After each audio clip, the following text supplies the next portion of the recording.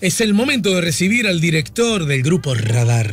Si buscas un portón automático para tu casa o para la oficina, asegúrate que sea fuerte, que sea seguro, que sea práctico, que sea un SEA. Porque solo un portón SEA te asegura el mayor respaldo técnico, un service propio en todo el país y la garantía de todos sus productos. Ingresa en seaportones.uy o llama al 2601-2611. Si vas a elegir un portón, que sea un SEA. Hola, Alem, buen día, bienvenido. Buen día, Alejandro, buen día a la audiencia, ¿cómo estás? Alem Mirraji está con nosotros. ¿Estás corriendo? ¿Es una de tus pasiones?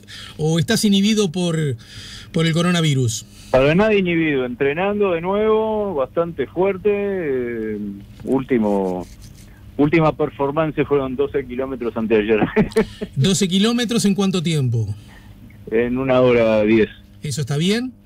No, esto está razonable considerando el bajo entrenamiento que tengo, pero está, en realidad miro más la distancia y mantener la constancia que la performance en cuanto a tiempo, porque además no hay carreras en este momento, así que no hay donde ir a hacer grandes hazañas. Bien, perfecto. Cuando los que se entrenan para carreras, ¿el entrenamiento consiste en correr o hay otro tipo de entrenamiento a esos efectos?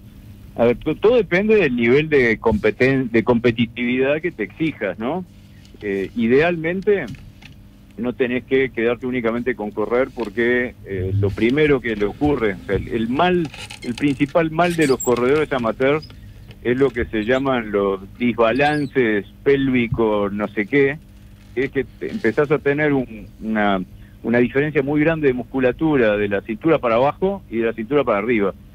Uh-huh. Y entonces cuando es la cantidad de músculos que se insertan en la pelvis y en toda esa zona, si tenés un desbalance muy grande entre la musculatura de ahí para abajo, de ahí para arriba, al cuerpo no le gusta mucho. Entonces empezás a tener todo tipo de problemas y de lesiones en músculos que nunca imaginaste que existía, como el psoas, por ejemplo, un pequeño músculo que descubrí muy a mi pesar que existía, que está muy profundo en la pelvis. Entonces te duele, ves las estrellas cuando haces movimientos como, por ejemplo, levantar la pierna para salir de la cama o sacar la pierna del auto.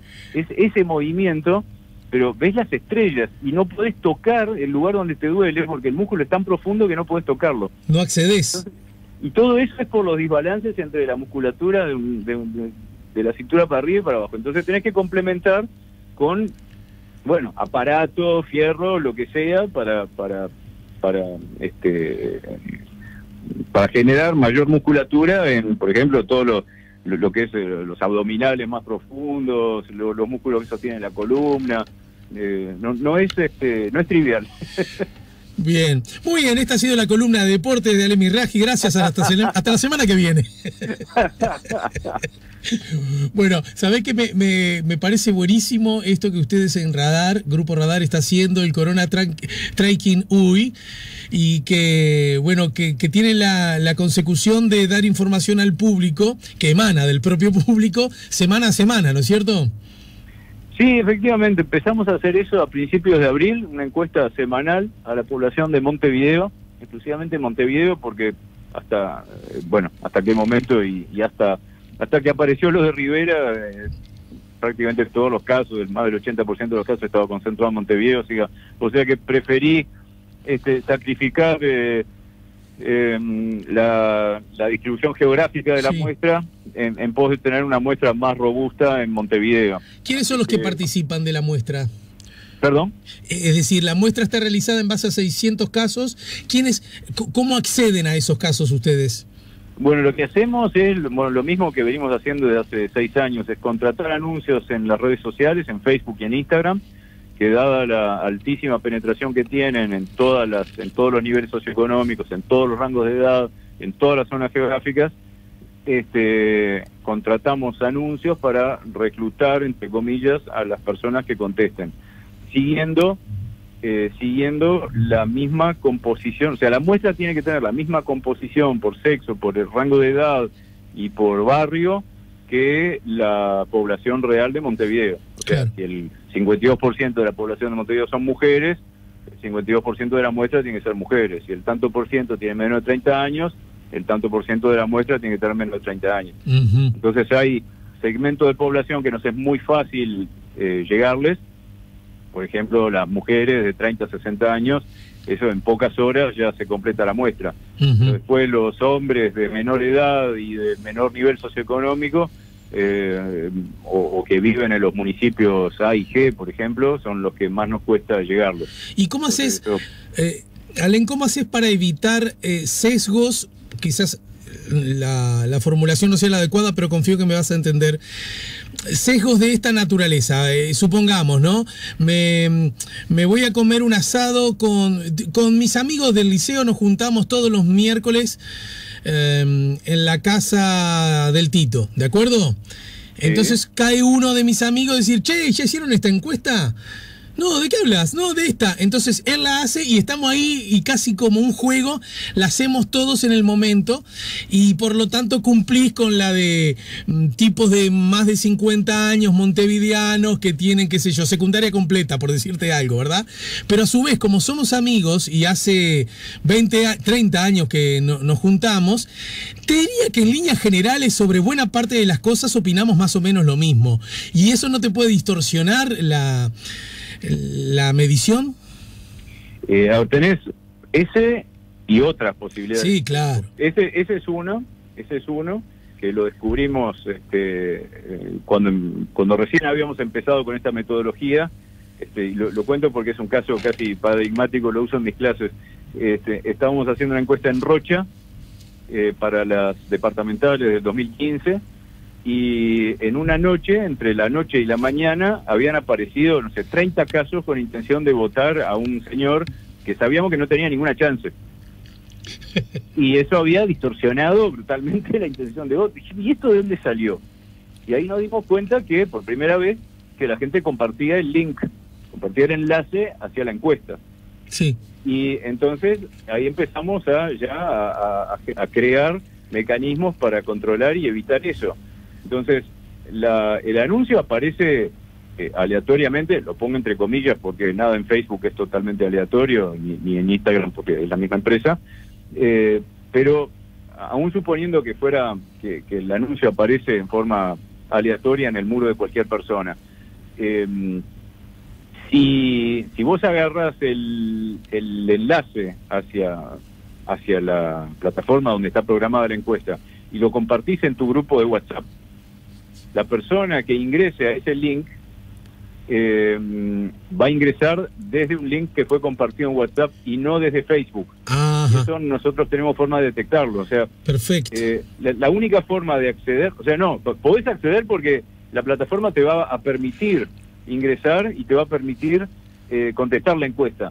Lo que nosotros del otro lado del mostrador detectamos desde dónde entró la persona y eliminamos a todos los que no entraron genuinamente, entre comillas, desde el enlace que contratamos en Facebook. Bien. No sé si me explico. Sí, clarísimo, clarísimo. De la misma forma, las personas que intentan contestar más de una vez, bueno, si contestan más de una vez desde dispositivos diferentes, ahí es bastante difícil detectarlo. Y otra cosa que me dan ganas de preguntarte es, en este contexto justamente provocado por la emergencia sanitaria, es innegable que A, al estar más tiempo en casa, B, al tener la necesidad de o bien trabajar o bien encargar las cosas al supermercado, ahora creo que igual esta práctica ha disminuido un poco, o bien conectarme a través del Zoom para las clases de mis hijos, ha provocado que muchas personas ingresaran al mundo de las redes, al mundo tecnológico en general, cuando no necesariamente estaban sus primerísimos planes ni hábitos. ¿Eso ha provocado un ingreso de público nuevo a este tipo de encuestas? Bueno, eso no tenemos forma de saberlo, porque no tenemos forma de saber si la persona que contestó es alguien que hace... ¿Pero no es razonable que aumentó el universo este? No, el universo no aumentó porque ya era muy alto. O sea, ya la penetración de las redes sociales era muy, muy, muy alta. Resulta a veces difícil de creer para el público en general que realmente las redes sociales en Uruguay y en el mundo están llegando a todos los segmentos de población, los jóvenes y los viejos, los ricos y los pobres, los hombres y las mujeres, los que viven en el mundo rural y los que viven en medio de una ciudad, en un edificio. Y entonces lo que ha aumentado es la frecuencia de uso y el tiempo con el que las personas están conectadas o están usando las redes. Y en particular Instagram, lo que ha aumentado mucho en los últimos meses es el tiempo que la gente le dedica a Instagram y en particular a mirar los vivos. Eso es algo que creció, lo hemos medido en alguna de las mediciones semanales que venimos haciendo. Hemos medido distintos indicadores sobre las redes sociales y una de las cosas que nos sorprendieron fue esa, el aumento de la visualización de vivos y bueno, y las historias que ya venían creciendo. Eso es lo que aumentó se modificó el tipo de contenidos que la gente está mirando en las redes sociales. Perfecto. Alén, y a propósito del resumen que usted hace de las variaciones entre las últimas mediciones, la medición número 7, por supuesto comparándola con la 6, más allá de esas variaciones, a mí me gustaría que pudieras insistir en 3 o 4 conceptos que arroja este Corona Tracking acerca de cómo los uruguayos los montevideanos, estamos viviendo esta emergencia sanitaria. Bien, para empezar, claro que es Corona Tracking, porque trekking es de corredores. Tracking, sí, claro. Sí, me quedé con tu otra pasión, sí, claro. Lamentablemente el Corona y el trekking no son compatibles. A ver, 3 o 4, digamos, puntos. Me cuesta seleccionar algunos, pero a ver, en grandes temas. El primero es que viene cayendo muy significativamente la preocupación y el interés por el tema del coronavirus, ¿no? En 6 semanas cayó a la mitad el porcentaje de personas que dicen estar muy preocupadas por contagiarse del COVID-19. ¿Ah? Pasó de 30% a 15% de la población montevideana. ¿Alguna vez estuvo por encima del 30%? No, bueno, no sé qué pasaba antes. No, alguna vez desde que ustedes miden, quiero decir. ¿Cómo, perdón? No, desde que ustedes miden, naturalmente. Claro, desde que nosotros medimos, nunca pasó el 30%, muy preocupados. Ahora, si le agregabas el preocupado, o sea, no muy, sino simplemente preocupado, se te iba a 63%, casi 2 de cada 3 personas estaban algo o muy preocupadas por contagiarse, ¿no? Exacto. Eso bajó el 63, si medías los algo y muy preocupados, 63% bajó a 43. O sea, bajó 20 puntos en un mes y medio. O sea, la mayoría de la población no está preocupada. La mayoría de la población no está preocupada, o está bastante menos preocupada. Hoy te diría que está ahí casi 50-50, un poco menos de 50. O sea, por primera vez bajamos por debajo de la barrera del 50% de preocupados en la última medición que fue la semana pasada. Estoy ansioso por ver los resultados de esta medición que vamos a terminar hoy. Claro. Porque parte agarró el brote en Rivera. El factor Rivera. Claro, entonces quiero ver cómo incidió eso en la preocupación de la gente en Montevideo, porque recordemos que esta encuesta la hacemos solo en Montevideo.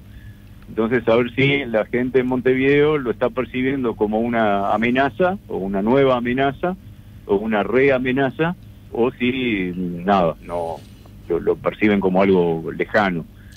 Entonces, en el mismo sentido que esta disminución de la preocupación, está la disminución del interés por informarse de todo lo que está pasando, ¿no? Cuando empezamos a medir esto, a principios de abril, había casi 4 de cada 10 montevideanos que decían que estaban todo el tiempo enterándose de las últimas noticias sobre el avance y los efectos del coronavirus. Todo el tiempo, o sea, es más de... Las opciones eran una vez al día, 2 a 4 veces por día, 5 veces al día, todo el tiempo. Y había casi 40% que decía todo el tiempo. Y de ese 40 pasamos a 14. Claro. ¿No? Ahora, una de las cosas que a mí siempre me llamó la atención de que arrancaste con todo esto, es que si bien se daba todo eso, era muy alto el número de personas que sostenían que se sentían perfectamente bien de salud, ¿no es cierto? Bueno, eso es Eso fue la motivación inicial de hacer este tracking, porque este tracking, que es en la jerga de la investigación social y de mercado, es nada más que un seguimiento, ¿no? Un seguimiento continuo a intervalos regulares. Eso es un tracking. Cuando empezamos a hacer este tracking, la motivación inicial fue relevar la prevalencia de los diferentes síntomas que se habían detectado hasta el momento como posibles síntomas de coronavirus, detectar la prevalencia de los diferentes síntomas según la declaración de las personas, para poder adelantarnos a un posible aumento de la cantidad de casos diagnosticados. Claro. Me explico. Si de una semana a otra se te dispara el porcentaje de gente que dice que tiene dificultad para respirar, tos y fiebre, entonces es posible que en los próximos 15 días tengas un aumento de la cantidad de casos de coronavirus diagnosticados. Eso no lo inventamos nosotros, fue una empresa sueca que nos dio la idea. Cuando vi el tracking que ellos estaban haciendo en Suecia, dije, está bueno esto. Lo validé la idea con varios médicos que sabían del tema, y entonces empezamos a hacerlo. Y a partir de eso le fuimos agregando otras preguntas sobre otros temas. Entonces, lo primero que preguntan es, ¿usted cómo se siente físicamente en este momento? Y las opciones de respuesta eran, me siento perfectamente bien, estuve enfermo recientemente, pero ya me recuperé de cualquier enfermedad, estoy un poco enfermo o estoy muy enfermo en cama, ¿tá? Y eso es un dato interesante, porque el porcentaje de gente que dice que se siente perfectamente bien físicamente ha oscilado entre 73 y 80%, claro, todas las semanas. Y la última semana era el 80%, era el porcentaje más alto. Y al mismo tiempo, la prevalencia de todos los posibles síntomas de coronavirus se ha mantenido estable o incluso ha disminuido en algunos casos, y tenés más de un 50%, 56% que no tiene ninguno de esos síntomas. Y en particular lo interesante es que sigue clavado el 0.0 de la muestra, el porcentaje de gente que dice tener la combinación de los tres principales síntomas, que son tos más fiebre más dificultad para respirar. Ha oscilado entre 0.0 y 0.3 la semana que hubo más. O sea que, sí, claro, no, como no hubo un aumento, en ningún momento hubo un aumento significativo de la cantidad de casos diagnosticados, no pude, por suerte, me alegro que haya sido así, por supuesto, no pude comprobar si la hipótesis es válida, si la hipótesis que dio origen a este estudio es válida o no, que es que si aumenta la prevalencia de alguno de estos síntomas, es posible que en las próximas 2 semanas aumente la cantidad de casos.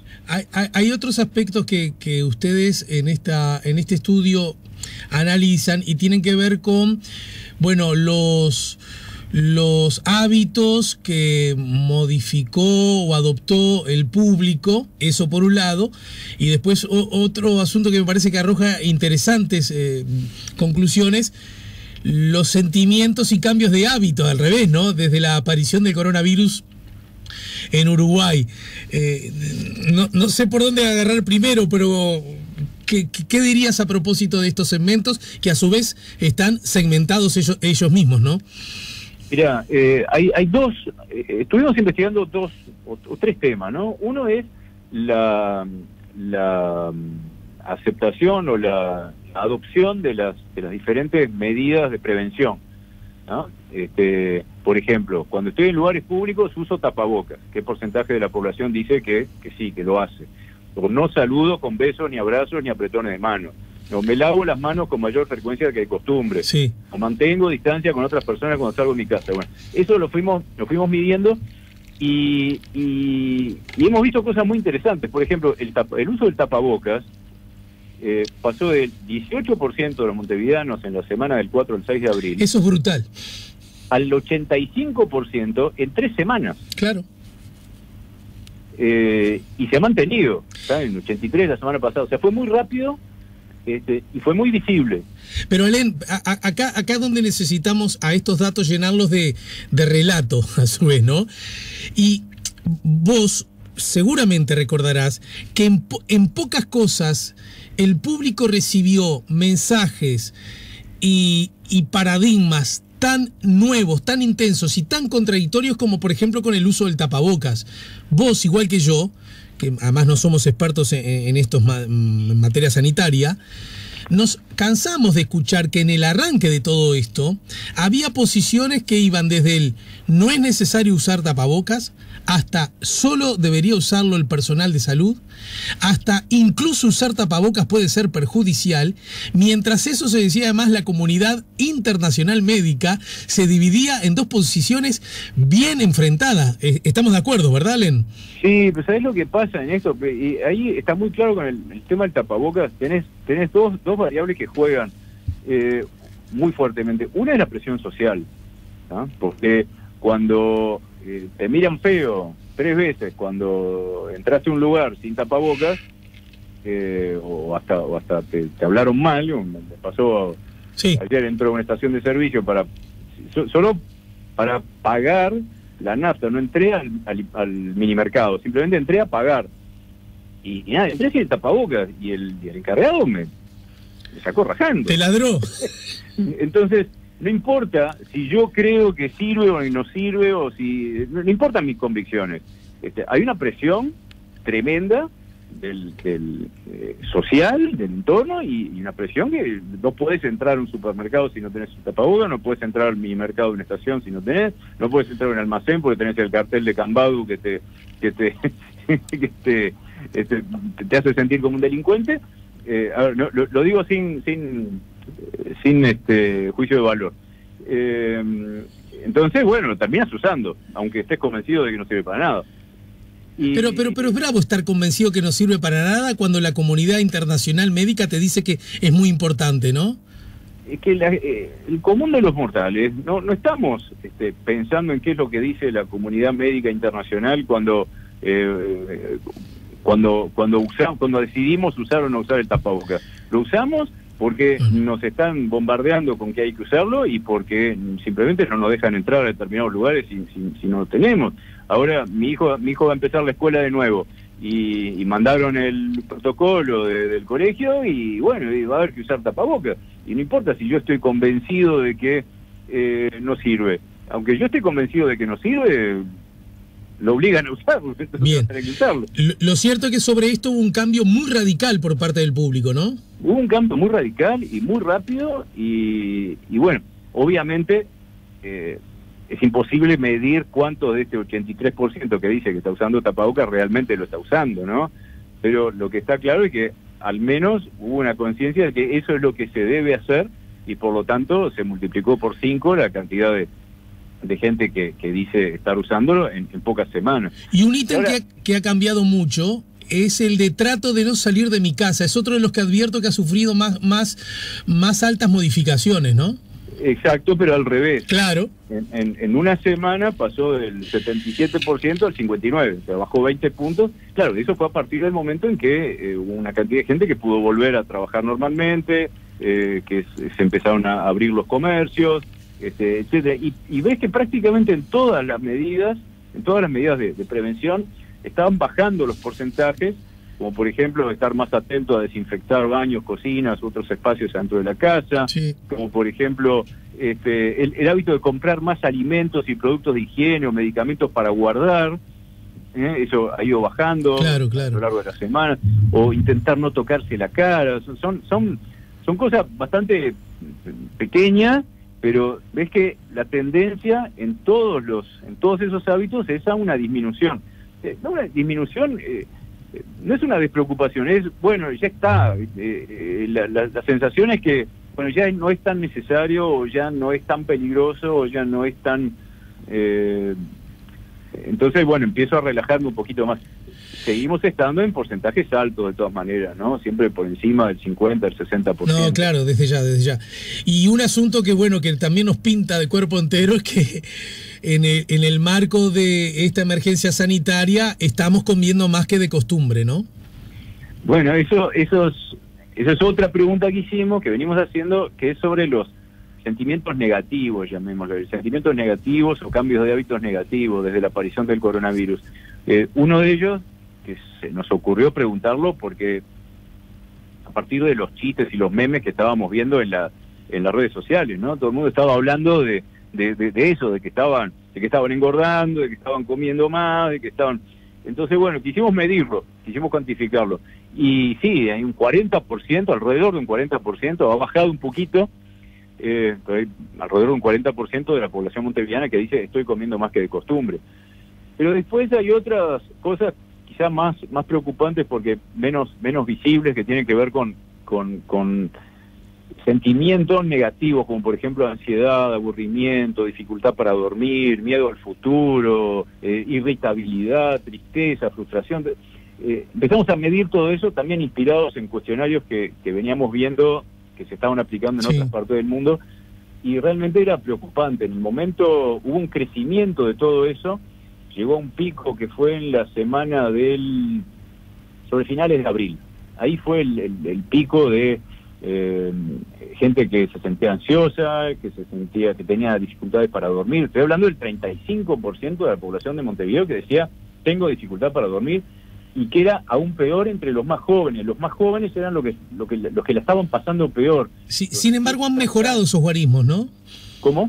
Quiero decir, han mejorado esos guarismos según el estudio de ustedes. Han mejorado. Por ejemplo, el tengo dificultad para dormir bajó del 35 al 26% Eso en es. 3 semanas. ¿No? Es auspicioso. O sea, el tengo miedo al futuro, por ejemplo, ¿no? Del 33 al 21. Puntos.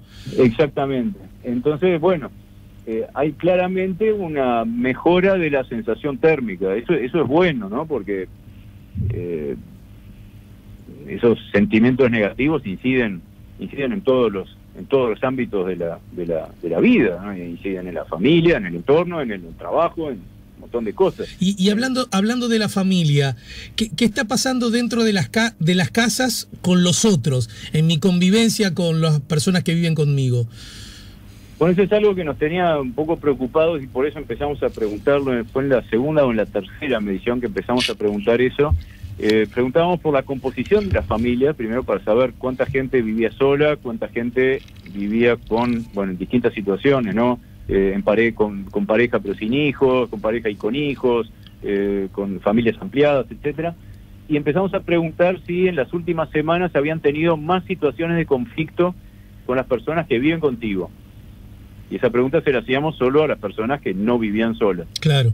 Y hemos llegado en la última semana de abril, en la tercera semana de abril, había un 20% de la población montevideana que decía que había tenido más situaciones de conflicto con las personas que vivían con ellos. Y la mayor señal de alarma, además de ese 20%, claro, los promedios a veces son engañosos, ¿no? Porque entre las mujeres era bastante más alto. Entre las mujeres era el 23 o el 24, no me acuerdo, y entre los hombres bajaba al 15, 16. Entonces, eso era una luz amarilla. Y estamos en el 15 ahora. O sea, no deja de ser alto, ¿no? Uno puede ver la mitad del vaso vacío o ver la mitad del vaso lleno. Es decir, un 15% de las personas que no viven solas dicen que en las últimas semanas han tenido más situaciones de conflicto intrafamiliar. Bueno,